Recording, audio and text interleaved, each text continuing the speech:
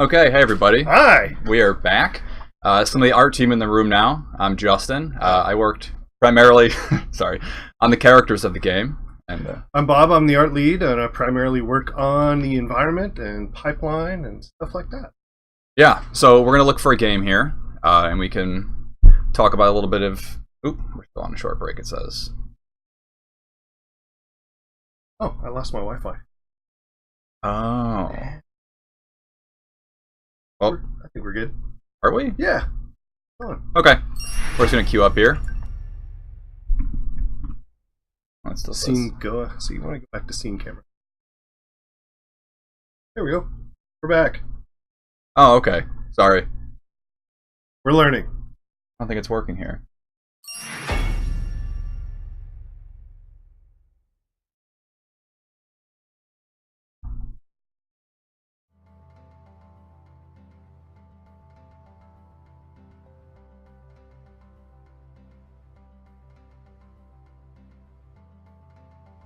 Choose your hero.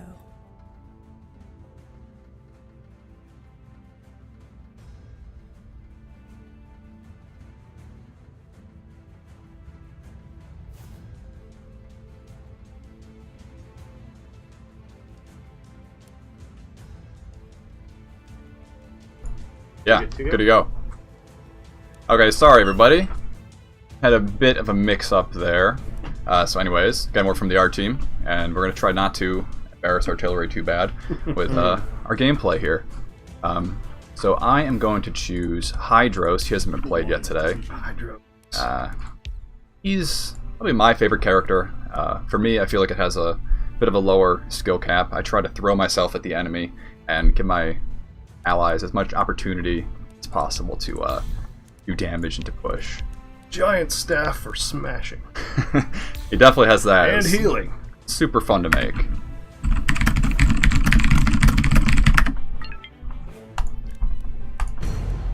So my goal, pretty much, is to grab a bunch of scuttle guards for the early game. I'm going to try to be a little bit swarmy with them, and then go as quickly as I can towards Aquadillos, because I've seen a lot of people going for Purifiers and Lancers and things like that. Right. Ancient So we'll see Ice how it Frog. goes. Going for the freeze. Yeah, I'm going to do a lot of freezing with the Ancient Ice Frog right here. He is a gaping maw, and there's a lot of frost in there. He's so, a lot of mouth. yeah, we're going to have to let it out. So, the factions you probably noticed are all kind of focused around different shapes. Blue in particular, Hydros and things like that. We wanted them to be about controlling the battlefield, and we thought that a shape like a sphere does that really well. It adapts to a lot of situations. As you saw in the last game, Rhyme can really take control of any situation that he's in. Hydros is a bit of the same vein. Yes. So all of the different factions have a core shape language. Blue being the sphere, which is mentioned. Green being more of the square, a tanky shape, something that could take a lot of damage. Red being this kind of inverted triangle, which is a shape that is always in motion. It's an aggressive shape. It's something that's all about fast, bursty damage. And white, like Vela and Celesta, is more of a speed form shape. So it's about elegance, and it evokes a lot of floral shapes as well. So we take all those into account at the unit design level to just try and evoke as much of the faction styling as possible. And also just embracing that visual identity. Okay, just loading up here. Here we Oh. settings. Something weird going on. Let me fix it. Everybody plays with different their own personal hotkeys and settings, so sometimes it takes a minute to adapt. Yeah.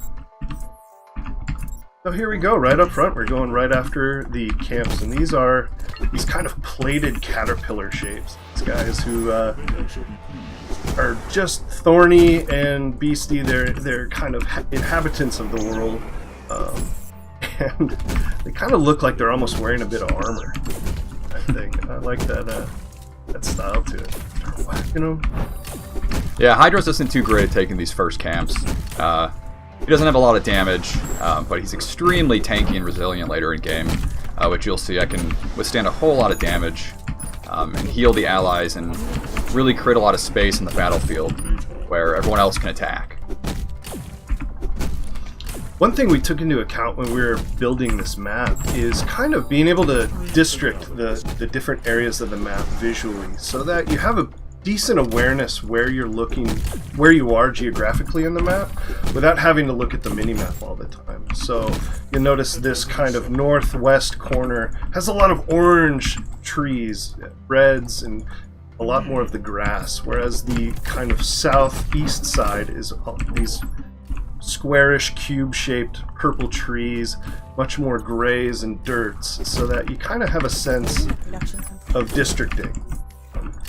That you know when you're kind of entering this enemy territory. Oh, get these guys. Little shard critters. Yeah, so there's nobody on this top side, so I'm gonna try to hit all these guys. Grab them. Oh. And Bella's kind of sneaking in, but they're a bit boxed out because there's 2 of us up here. And again, like I said, my goal while I'm playing right now is to hurl myself at the enemy as fantastically as possible and let my allies do what they need to do to win.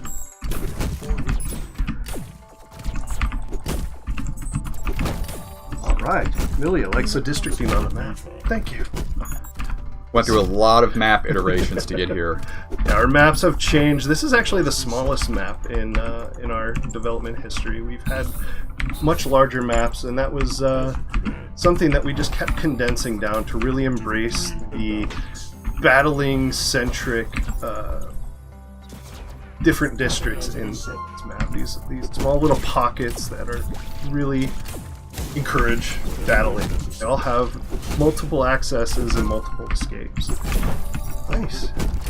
Yeah. Get that tower.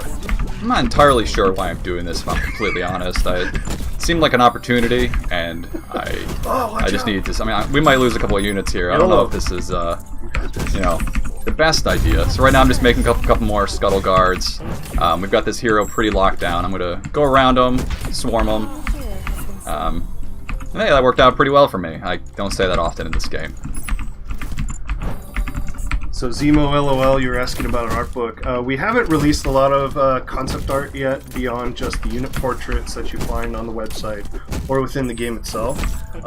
But I hope that at some point, when it makes the most sense, that we can get more of the art front and center and talk about how we've designed the characters and the evolution that we've taken over these characters' visual designs in the past. Yeah, the characters have been designed parallel to the actual designs of the unit. You know, game design says we have an idea for a crab that wants to roll around, and so as quickly as possible, because of the way that we're working, we want to get them a prototype so that we can see it in game and see how it feels. So we work incredibly quickly to get these shapes and to get the feel right, and then we just keep iterating as we go. And that's been the same for the game design. It's the same for the art. It's very fast-paced, and we're learning as we go. And rapid iteration. Yeah. And when it does come to like new characters like that, like this new style, especially with these with the crabs, is proving out that kind of like locomotion cycle of how we jump from this crab character and roll it into a ball, what that looks like as it's actually moving faster across the environment. A large credit goes out to, the concept team, and I think Brandon created this character. And then it goes to our animation department, which is named Chris. One man He's a animated one-man everything animation in the game. department. He's a beast. And he was able to then just start rigging it out, trying things out, seeing how those animations would feel, getting it in the game as soon as possible so that we can get a good sense of the flavor. It was one of the earlier units.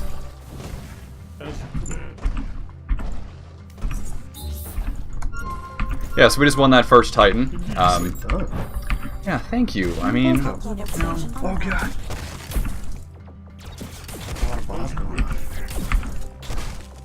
Alright, going for the towers. yeah, so we're pushing in here a bit, letting the Titan do its work. Like I said, my goal here is just 100% disruption. I'm gonna lose some troops here, but we're gonna get some good shards from these towers.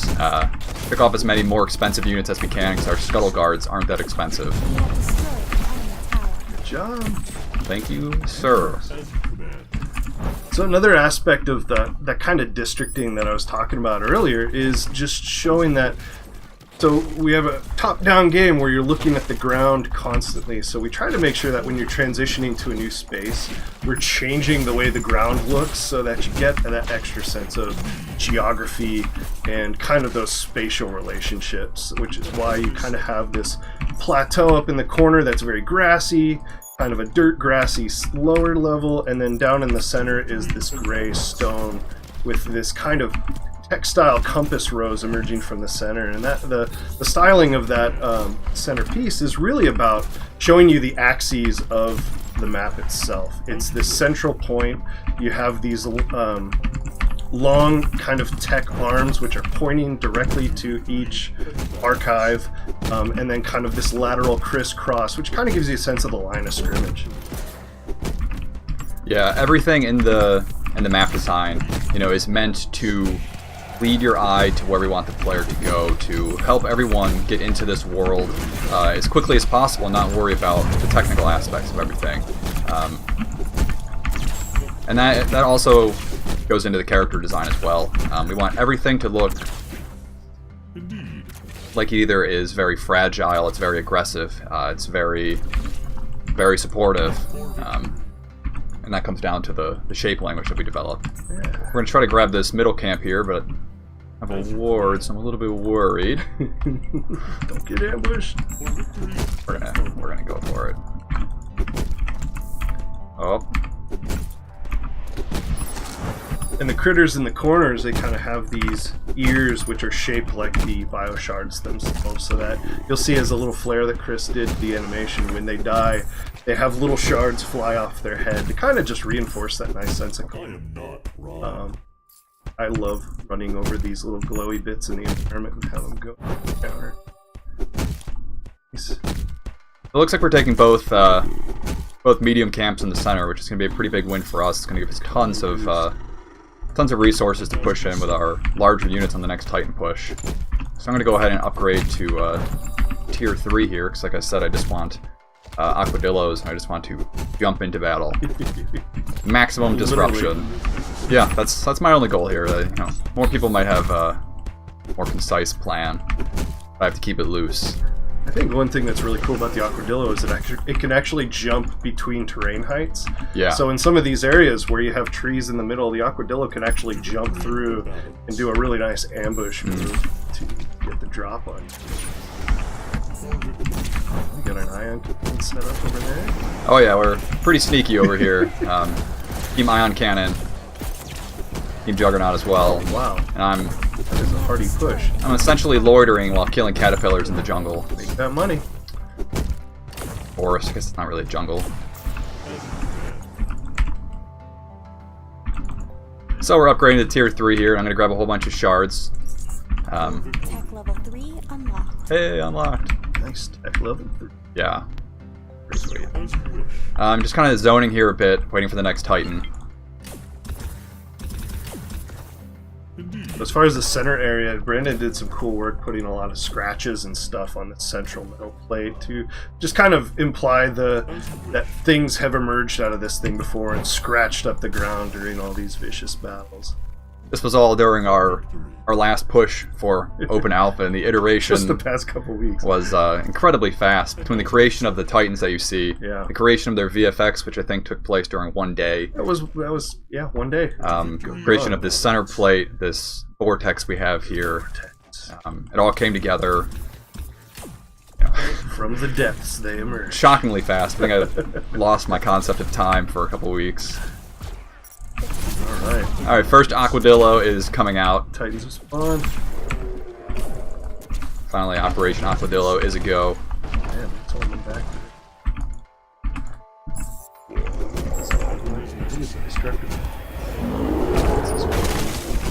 It does not. It does not. It only damages enemies.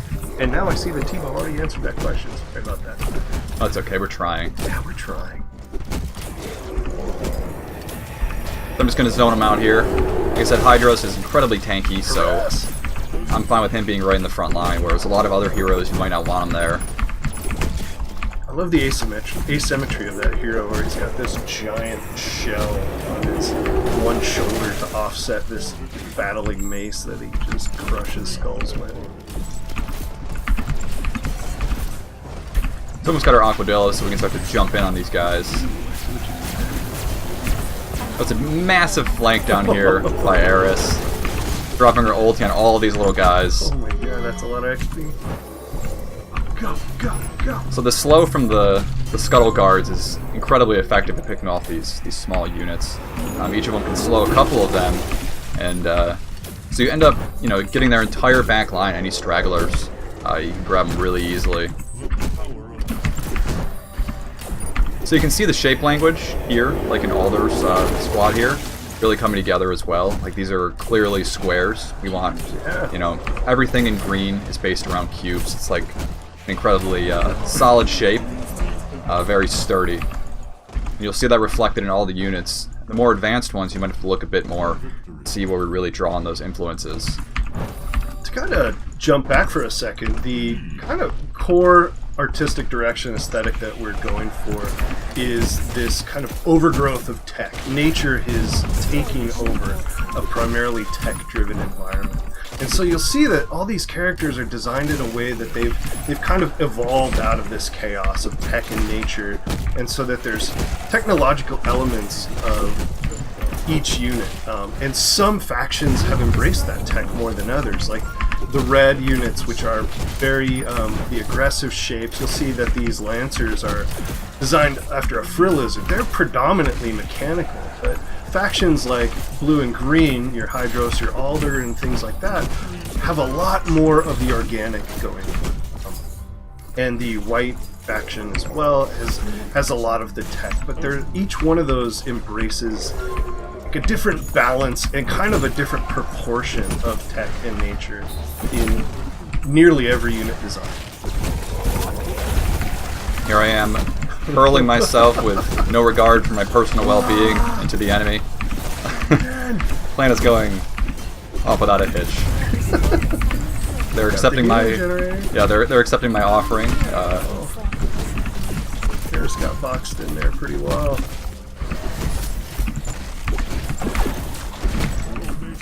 It's definitely not pretty, but right now it's it's a bit effective. Says the art team. Yeah, we do not play this game as much as everyone else. We're a very small team. I'm the co-pilot because his micro's better. Yeah, that's a sentence I didn't think would get said today. Gonna take out that ward. Is it possible to change the colors of health bars and make them red, green, colorblind friendly? Minor destruction. Yes, we have done experiments with colorblind friendly UI elements in the past. Right now, we don't have a lot of that in place because we've recently redone a lot of the UI. And so at a later point, we will definitely consider what we can do to make much readability for colorblind players as possible. Healing up. Lancer. Yeah, the Lancers are pretty amazing. See them running around in a pack is kind of like that scene in Jurassic Park when they see all the... Yeah. They were a fun one. They were made by Brandon as well. Yes. Echoing the frill lizard. So I'm just waiting for a couple Aquadillos to spawn because Production complete. I'm not really managing things too well. The Aquadillo kind of looks like a rugby player. It's burly. Oh yeah, he's definitely like a big old football player. He's ready to jump in and do some damage. Okay, let's go. We're gonna try to finish this on this next push. Oh, I guess we're just gonna go in actually. Rush. So we're just gonna go for the finish here. No.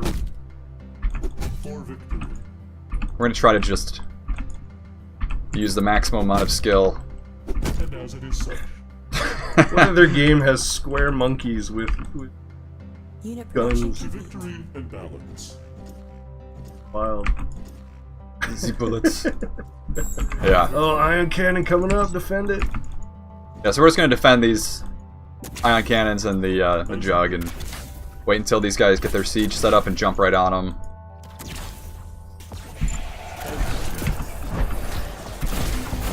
I'll jump on these dead eyes over here.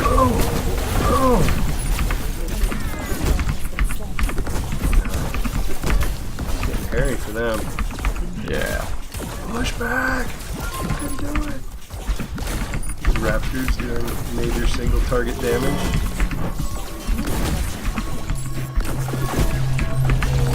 So we've got those Lancers up there set up now. We're just pushing up these heroes. The Aquadillos do a ton of direct damage when they land their massive swipes. So you can easily pop all these units before I die. One cool thing about the seed bots is they actually are almost like a little pickup truck. They carry this seed cube in their back and shoot it out to create the little flower turret. Gee, well played. Yeah, it normally doesn't go that way, just so we're clear. I'm sure you guys can all tell. I'm not a great StarCraft player or anything like that. Which one do we go? We go Team Camera. Okay. So. Yeah, so you just saw a lower skill game of Guardians of Atlas. Oh, I got a not friend from request. your allies and your like enemies. Just this driver. Yeah. No offense. They were great. They Your carried allies the game. carried you. They carried me, for sure. While I was on my quest for the Aquadillo. Yeah. So not much else to say about the game for as far as the gameplay. But if anybody has any art questions or why we made what choices, can answer that for you. Sure. Any art questions? Art. Otherwise, we'll get a good streamer in here. So, I guess one thing we could talk about is, so we definitely have the 4 primary factions, red, blue, green, and white. But we also have kind of this 5th group that we mercenaries. Want to talk about those? I know you kind of concepted a lot of those on the fly in 3D. Yeah, That the mercenaries, we realized that people needed specialist units, healers, maybe things to block vision, to attack towers, and we didn't know how to put that into each faction as we were going. Like I said, we were working at breakneck speeds to keep up with the units that they wanted already. So we decided that just like a mercenary faction, something of that nature, would fix for that. Something that people could slot in, their healers. They're scrappy. And they actually look like they've kind of been scrapped together from a lot of the same pieces by kind of their floor design. A lot of them share the same general head shape, kind of this digital readout for a face that we change to suit their different characteristics. And a lot of them are incorporating some cloth. Well, they probably have the most cloth versus tech. Yeah, we wanted them to be really scrappy. And just like they were thrown together, and that's really what they just kind of ended up being. Was the first unit designed that's still in the game from a visual design perspective? That would be. I think that was the Battlehorn. Oh, Battlehorn or Sandstinger. Those were about the same. The Battlehorn was completed while I was still an intern here. I think on my 3rd day. I think the Sandstinger came in right after. The Battlehorn, which I affectionately refer to as Bruce the Moose. He was the first one who actually went through the entire pipeline of modeling, texturing, rigging, animation, and all of that stuff. And he kind of fell out of the unit rotation for a little while, but we brought back a couple. The Sandstinger's been in there the whole way through. It is really this kind of triangular puppy dog shape. So you guys were doing a lot with the ears of that to kind of convey this cute but still kind of feisty character. Yeah, and a lot of our characters, we wanted to take a shape and just dissect it in as many ways as possible. The Sandstinger, for instance, is just a simple prism, and we had to find a way to let it retract back into itself and then add personality back into it, and that's where you get floppy ears and a big eye that you can kind of see there looking at. Those were the two earliest units that we made. Sure. Monkey79 asks, what was the inspiration behind shapes used in the vegetation? We were trying to basically evoke shapes that we find within the factions themselves, so which is why the southeast section is these kind of square cube-shaped tree puffs and canopy pieces, whereas the top left section has more round shapes, a lot of softer shapes, more organic, more blue, and kind of there's a sturdiness, I think, to the bottom right section, which is trying to evoke a lot of green sensibility in that it just feels like a bit older, a bit less lush, but more of like almost a different climate.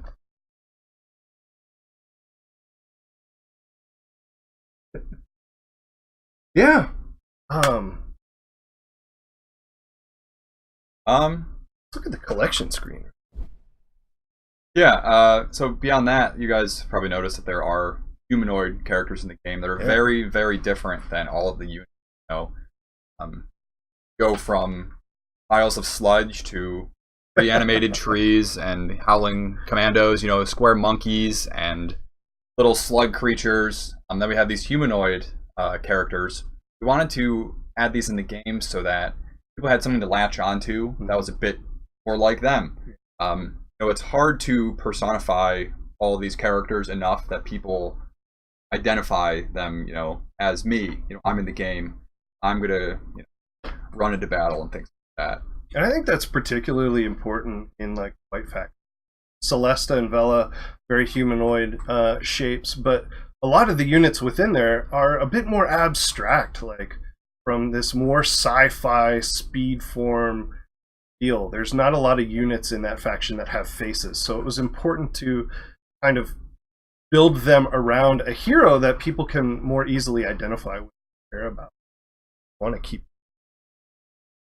Yeah, I think that with Celesta, we hit kind of most iconic shapes that we have in the game that are really attractive to look at, but they're also really functional and they tell a story about her and her units. Now, White is a pretty bizarre faction, as you guys have noticed if you've been playing. It was really great to latch a humanoid at.